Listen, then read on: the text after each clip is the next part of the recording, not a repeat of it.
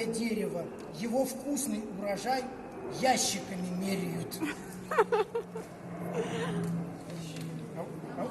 Это вот вообще лидерское стихотворение, трагическое какое-то.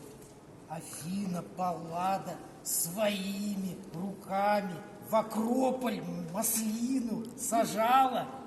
На играх в Олимпе венок из оливки она всем героям вручала. Божественно масло оливок, питаться им можно, лечиться.